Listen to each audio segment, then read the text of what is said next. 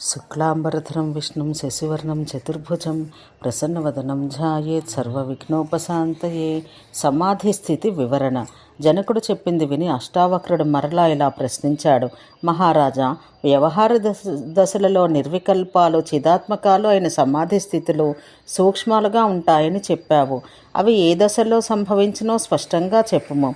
జనకుడు ఇలా వివరించాడు.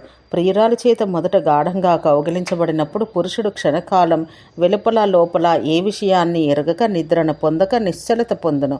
అది సమాధియే. అలభ్యం అనుకున్న వస్తువు అనుకోకుండా లభించినప్పుడు నిద్ర లేకుండానే క్షణకాలం మనసుకు నిశ్చలత కలుగుతుంది. అది కూడా సమాధి.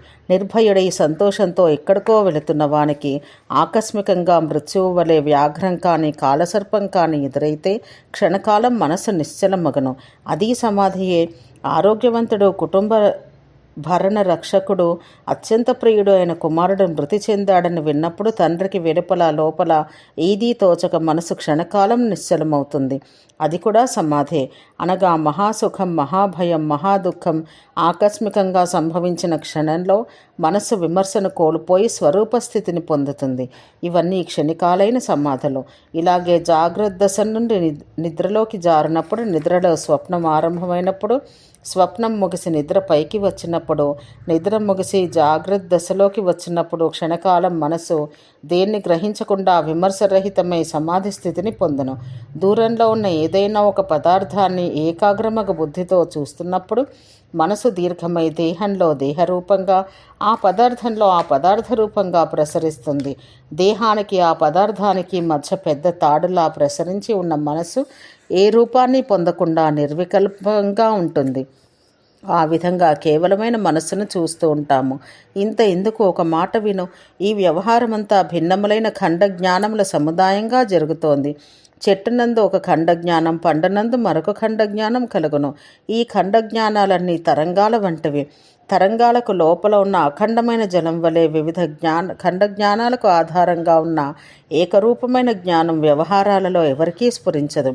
ఈ కారణం చేతనే క్షణక్షణానికి మారుతున్న జ్ఞాన ప్రవాహం ఆత్మ అని కొందరు, అటువంటి జ్ఞాన ప్రవాహం ఆత్మకు ధర్మమైన బుద్ధి అని మరికొందరు ఆచార్యులు చెబుతున్నారు.